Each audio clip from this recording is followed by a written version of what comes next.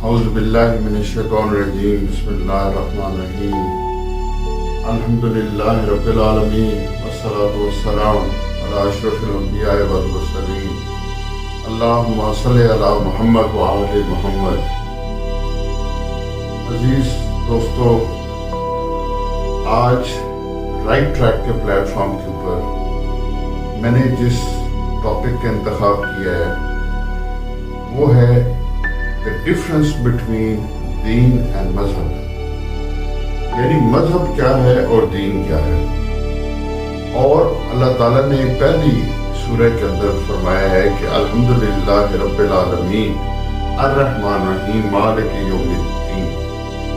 دین کا لفظ پہلی سورہ کی پہلی آیات میں استعمال ہوا ہے. پھر اللہ تعالیٰ آگے قرآن مجید میں چل کے ارشاد فرما رہے ہیں کہ اگر آپ آیت الکرسی پڑھتے ہیں تو وہاں پہ جب ختم ہوتی ہے وَهُوَ الْعَلِيُّ الْعَظِيمُ، تو اس سے آگے اللہ تعالیٰ فوراً بعد والی جو آیت ہے اس میں فرما رہے ہیں لا اکراہ فی الدین، کہ دیکھو دین کے اندر کوئی جبر نہیں ہے، کوئی سختی نہیں ہے. اب یہاں پہ بھی لفظ دین استعمال اللہ نے کیا. اب یہاں سے آگے اگر آپ چلتے ہیں تو جہاں پہ بھی اللہ نے مسلمانوں کو ایڈریس کیا ہے، بنی نوع انسان کو ایڈریس کیا ہے، وہاں پہ کہا ہے کہ ان الدین عند اللہ الاسلام، اللہ کے نزدیک کوئی اور دین نہیں ہے پسندیدہ ماں سوائے دین اسلام کے. اب اسلام اترا ایز اے دین اور ہم نے اس کو ٹیک کیا، ہم نے اس کو بنایا ایز اے مذہب، اور آہستہ آہستہ اس کے اندر مزید تبدیلیاں لے کے آ رہے ہیں تاکہ اس کو مذہب سے بھی اٹھا کے ہم اس کو سیکولرزم کے اندر لے کے آئیں، تاکہ اندر ہر بندے کا ایک اپنا مذہب ہو، ہر بندے کا ایک اپنا عقیدہ ہو. دیکھیں مذہب جو ہے، لفظ مذہب اسلام کے اندر استعمال، قرآن میں استعمال نہیں ہوا. کیوں؟ آپ پورا قرآن پڑھ لیں، کم و بیش 78 ٹائمز دین کا لفظ استعمال ہوئے مختلف مراحل میں مختلف چیزوں کے لیے، لیکن مذہب کا لفظ استعمال نہیں ہوا. مذہب کی توجیہات جو ہیں وہ انوینٹ کی گئیں جب بعد میں خلفاء آئے، اور بعد میں جب دین کے اوپر ریسرچ ہوئی اور پتہ چلا کہ فلاں جو ہے وہ امام فلاں فقہ کے ہیں، فلاں فقہ کے فلاں امام ہیں، تو ان کو ڈفرینشیٹ کرنے کے لیے مذہب کا لفظ لایا گیا کہ یہ مذہب حنفی ہے، یہ مذہب مالکی ہے، یہ مذہب شافعی ہے، یہ مذہب سنی ہے، یہ مذہب شیعہ ہے، وغیرہ وغیرہ. لیکن یہ بعد میں بنائے گئے، دین کے سے کوئی تعلق نہیں ہے. مذہب چونکہ ایک آسان توجیہات ہے، ایک آسان لفظ ہے. مذہب کے لیے آپ کو 3 چیزیں چاہیے ہوتی ہیں. سب سے پہلے ایک عقیدہ، آپ نے کسی چیز کے اوپر یقین رکھنا ہے، چاہے وہ چیز کیا ہے، چاہے وہ چاند، سورج، درخت، پانی، ستارے، اللہ، بھگوان، گرو، کوئی بھی ہے، آپ نے اس پہ عقیدہ رکھنا ہے. That is number one. That is the requirement of a مذہب. دوسرا کیا ہے، آپ نے کسی نہ کسی شیپ میں، کسی نہ کسی فارم میں عبادت کرنی ہے. اب آپ نے عبادت شروع کر دی.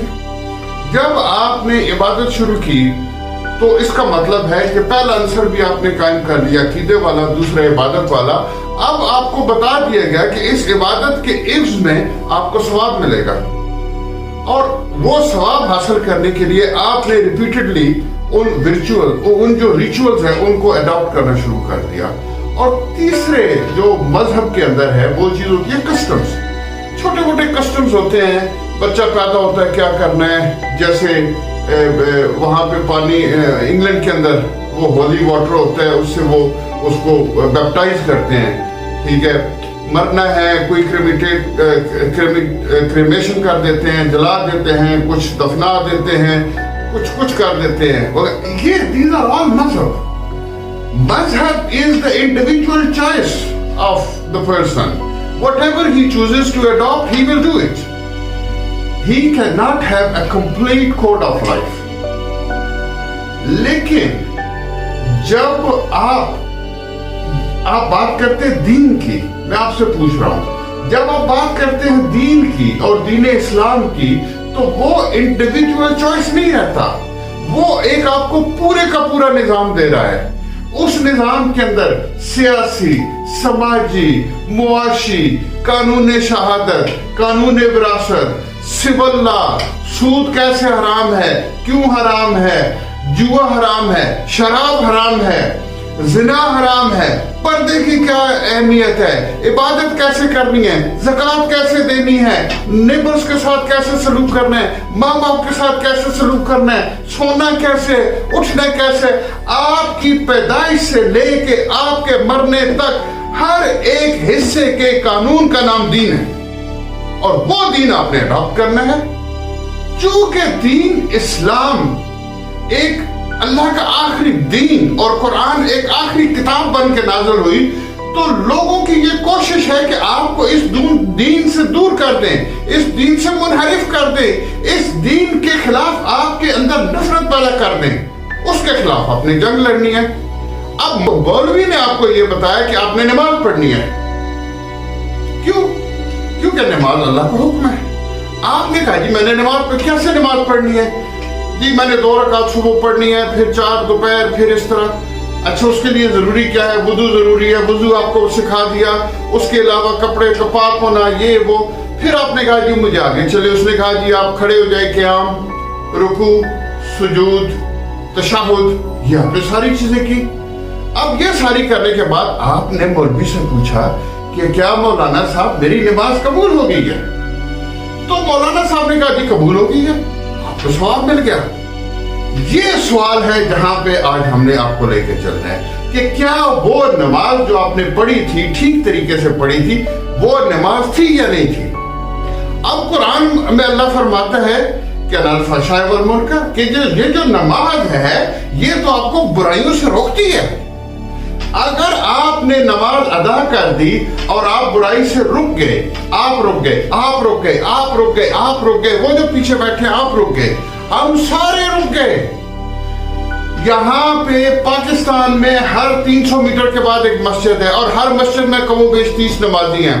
اب اس کو آپ ملٹی پلائی کریں کہ کتنے نمازی دن میں نماز ادا کرتے ہیں، اور پھر مسجد سے نکلنے کے بعد یا نماز ادا کرنے کے بعد کتنی برائیاں کم ہوتی ہیں.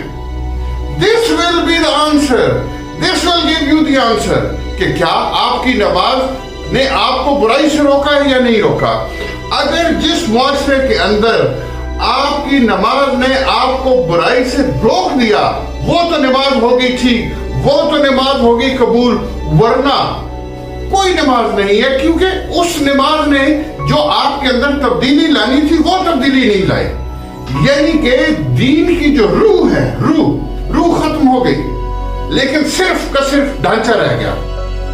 ہم نے دین اسلام کو قائم رکھ کے اپنی ینگ جنریشن کو جس میڈیم پہ بھی ہیں پہنچانا ہے، اور دین کے ڈھانچے کو نہیں، دین کی روح کو قائم رکھنا ہے.